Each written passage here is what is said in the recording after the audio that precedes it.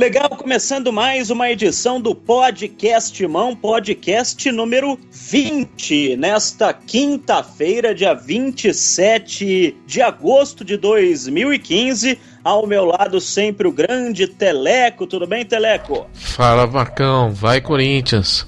Vessone, Rodrigo Vessone, tá por aí?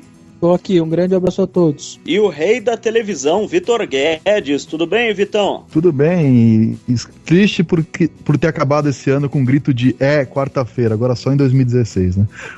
Agora é só campeonato brasileiro. E a gente pode começar falando sobre isso, com a eliminação do Corinthians na Copa do Brasil, mais uma derrota para o Santos, mais uma eliminação em casa. O Corinthians enganou o torcedor lotou o estádio, fez uma festa, mas parece que o time já entrou não querendo muito, né? Ganhar do Santos, se classificar na Copa do Brasil, não fazendo muita força, até pelos jogadores poupados. Você tem esse mesmo pensamento, Vitão?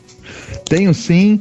Eu achei que foi uma coisa errada que o Corinthians fez. Eu não questiono, eu não sou médico, eu não sou fisiologista. A questão é, se o Corinthians foi fazer um negócio desse, tinha que avisar o torcedor, porque ele vendeu quase 40 mil ingressos, e o Tite tem por hábito, desde 2004, na primeira passagem, 2012, na segunda, e agora, a revelar o time. Na véspera, quando eu vi aquele negócio de esconder, deu a entender pra mim que aconteceria algo que aconteceu. Sem justificativa médica, por exemplo, pra escalação do Matheus Pereira, do Edilson. Eles só jogaram porque realmente não era brasileiro. Então não foi por questões de estourar. Se fosse brasileiro, teria jogado, né? Então, assim, o que eu achei errado não foi nem a estratégia. Embora eu seja daqueles, o Teleco também concorda comigo, que futebol é pra jogar pra ganhar tudo. Mas se fosse pra fazer a estratégia, que fosse dito claramente, assim.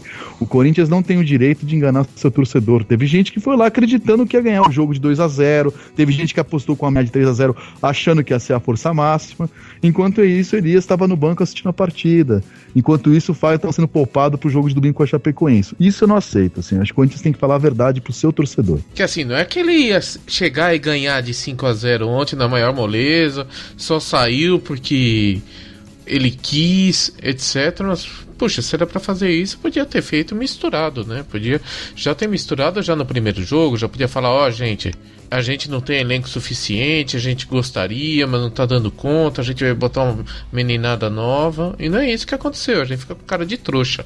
Eu sentei aqui na frente pra torcer pro time ontem, vi o time meio que dorminhoco, não digo que tava se poupando, não digo que tava com chinelo, mas eu esperava que se esforçasse um pouquinho mais. E o Vessone até lembrou, né, que no jogo contra o Cruzeiro, o Tite substituiu no final do jogo, ou seja, não tava nem pensando, vou tirar os caras antes pra poupar pro jogo de quarta-feira, né, Vessone?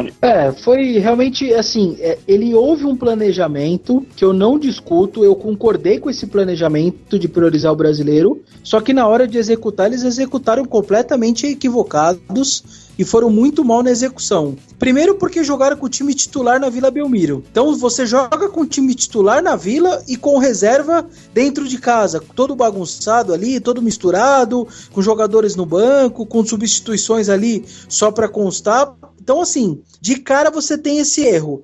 Eles definiram uma reunião no Parque no CT na segunda-feira, 2 dias antes do jogo da Vila, que seria dessa forma e que o brasileiro seria prioridade. Os ingressos foram vendidos, se não me engano, na terça-feira, no dia seguinte.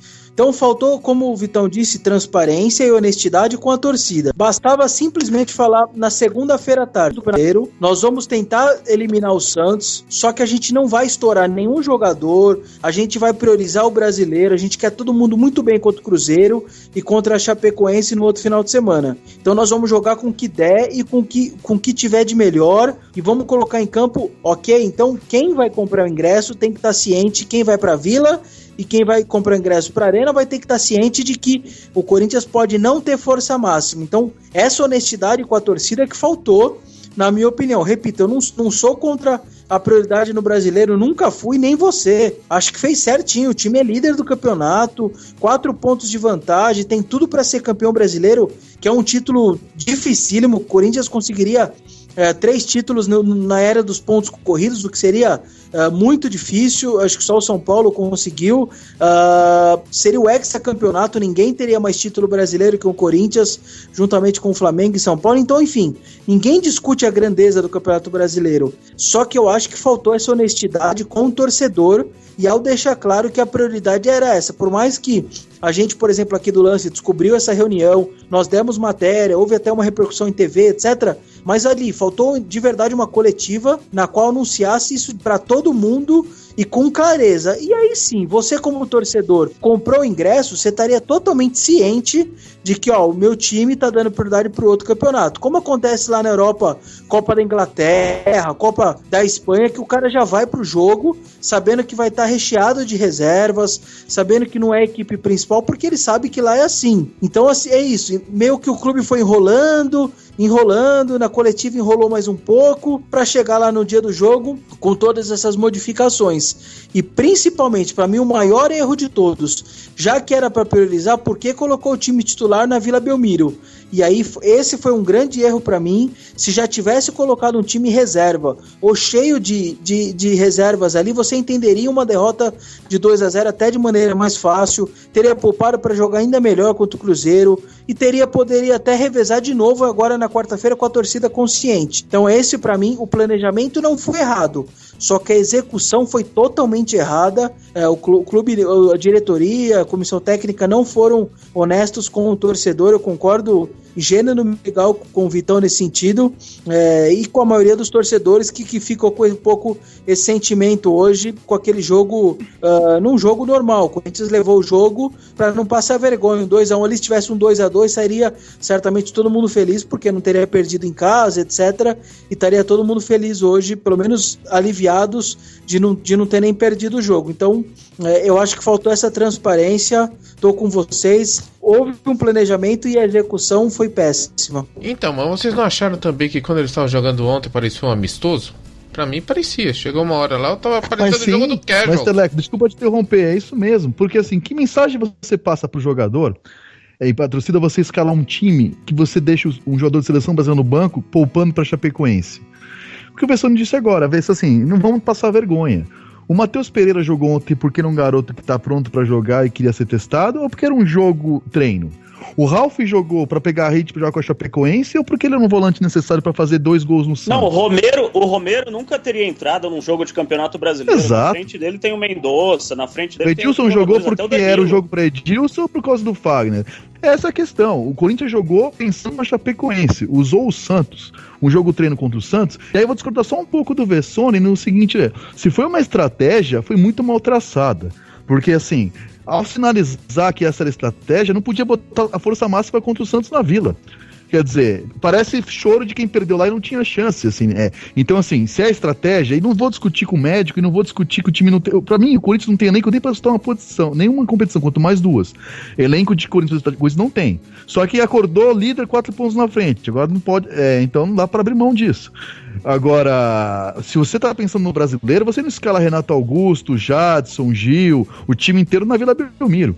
Quer dizer, então assim, a questão é uma coisa, não tem o menor sentido. Então, e não é que ia ganhar também o mata-mata só porque ia colocar o time A ou B, porque, por exemplo, perdeu pro Guarani, que é um time fajutinho, pra dizer o máximo, o mínimo, né? Perdeu pro Guarani, e era Libertadores, então não tinha nada de poupar pra isso ou pra aquilo, né? Exato. Agora eu só vou discordar de vocês em um ponto. Pra mim, a Copa do Brasil deveria ser levada a sério, sim. O Vessone falou que concorda com a prioridade para o Campeonato Brasileiro, porque o Corinthians é líder com 4 pontos na frente. Para mim é uma posição enganosa. O torcedor corintiano pode até ficar bravo comigo, mas o Corinthians é muito difícil que tenha elenco para manter uma regularidade no segundo turno do Campeonato Brasileiro. Vai chegar uma hora, assim como aconteceu com o Atlético Mineiro, assim como o Grêmio no começo do campeonato estava perdendo todas, o Corinthians vai chegar uma hora que vai ter, é impossível não acontecer isso, mas Belo, no sentido que o Corinthians tem 12 pontos, o Corinthians tem 12 pontos pro Palmeiras, que é o 5º colocado. No sentido que essa.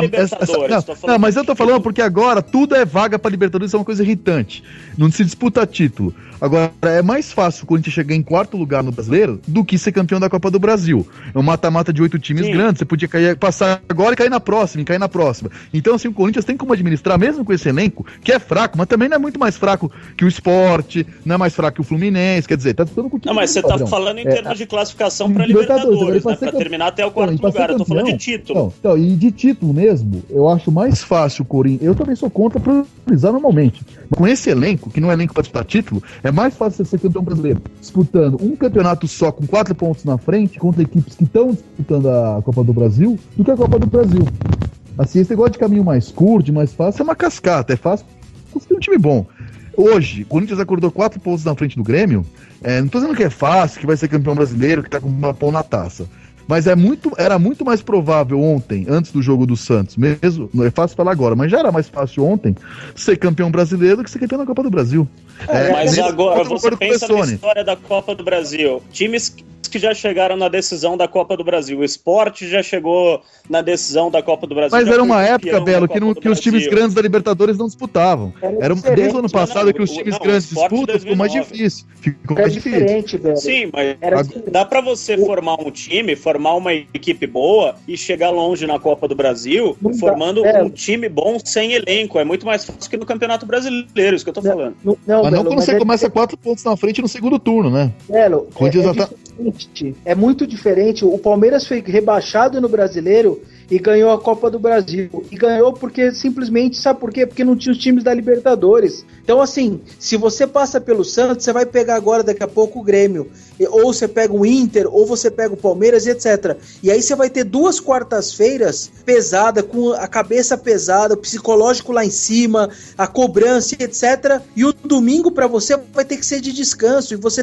E você tá muito bem no Campeonato Brasileiro. Então, assim, ela parece curta, ela parecia 8 jogos, tá pertinho, só que são 8 jogos completamente complicados. E o brasileiro não.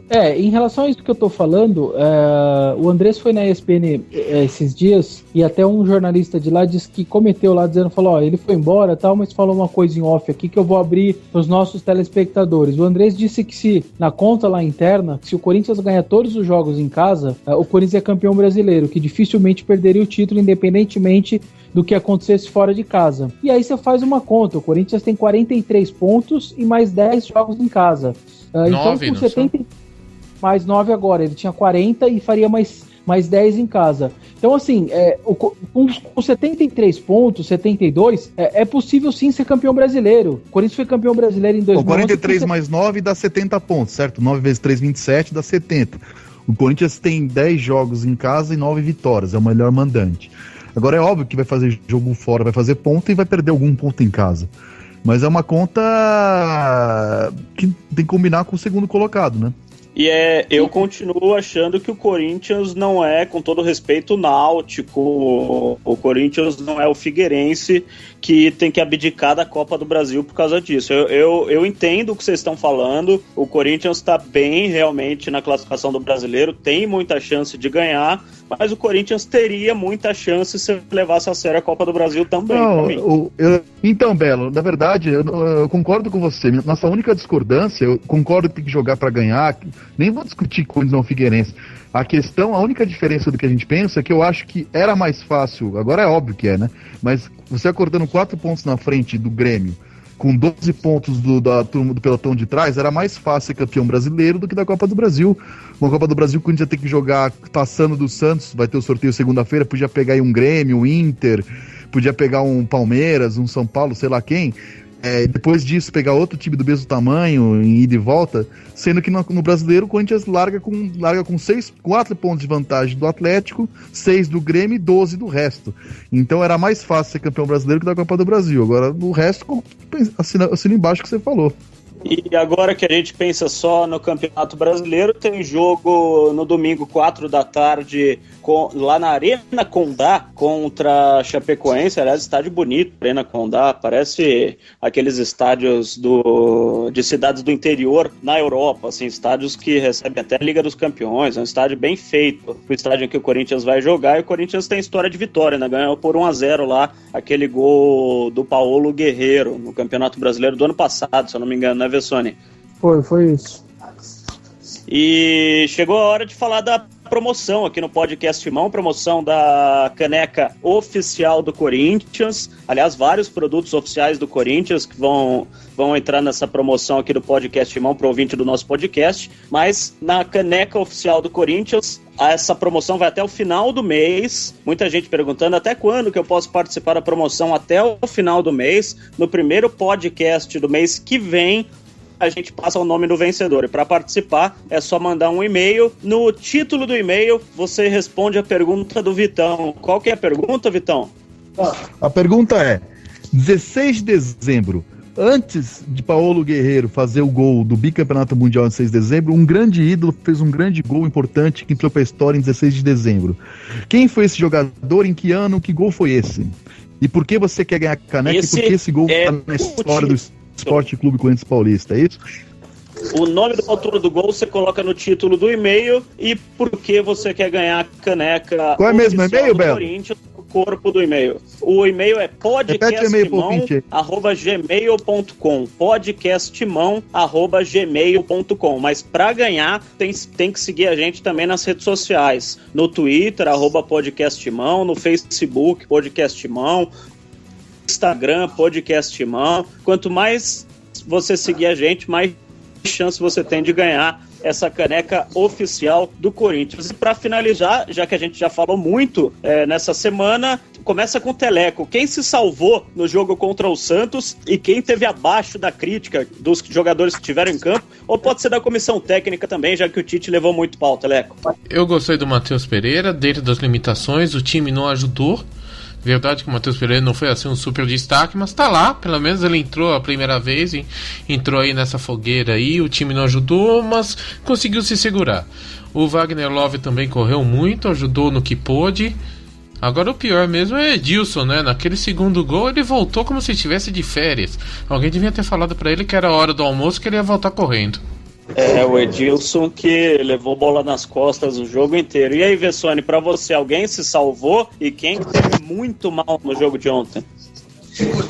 Eu acho que muito mal mesmo foram os dois laterais, que eu acho que os gols inclusive saíram por ali, etc. Então acho que eu ficaria na frente dos dois laterais, mas principalmente da comissão técnica e da diretoria, por essa falta de habilidade na hora do planejamento. E quem salvou para mim foi a torcida do Corinthians, que foi mesmo com 2-0 contra na Vila Belmiro, levou quase 40 mil pessoas para a Arena, 2.600.000 de renda, pagou caro, encarou a quarta-feira às 10 horas, foi para o jogo com esperança, fez sua parte durante os 90 minutos, não encheu o saco, não xingou, não vaiou. Então acho que, na verdade, quem foi a bola dentro aí nessa quarta-feira dessa eliminação foi a torcida em si.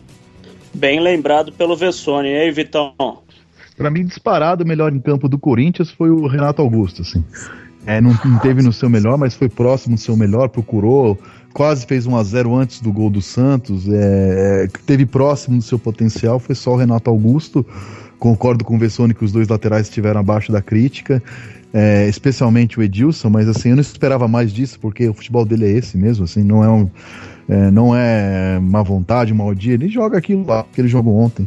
Enfim, eu acho que foi muito mal a comissão técnica e a diretoria. Se o Corinthians não vive de título, é sua torcida, a torcida merece respeito. E você não pode vender ingresso para um espetáculo que você não combinou com quem vai assistir qual é o espetáculo. Então, se era para fazer isso, que fosse avisado do público. O público não é obrigado a comprar um negócio que não tem certeza do que se trata. É isso que eu acho que foi muito mal. Eu acho que eu nunca pensei que eu falaria isso, mas para mim o Romero ontem foi bem, porque ele entrou e fez o que ele tinha que fazer, fez uma jogada boa e fez um gol. E o Ralf, pra mim, teve muito abaixo. E o Gil, ontem, foi uma das piores partidas que eu vi do Gil com a camisa do Corinthians. Se o Dunga tava na arena do Corinthians pra ver o Gil, não vai mais convocar o Gil pra seleção brasileira, porque pelo jogo de ontem, realmente ele não merece ir pra seleção. Achei que eu nunca falaria isso, mas tô criticando o Gil e elogiando o Romero na mesma partida. Mas enfim, domingo tem jogo contra a Chapecoense. Como vocês lembraram, o Corinthians é líder, 4 pontos à frente, tem muitas chances de ser campeão brasileiro em 2015. Podcast Mão número 20 fica por aqui e a gente volta no próximo. Um abraço, Vitão, Vessone, Teleco. Até mais e vai, Corinthians. Um abraço a todos. Grande abraço, vai Corinthians.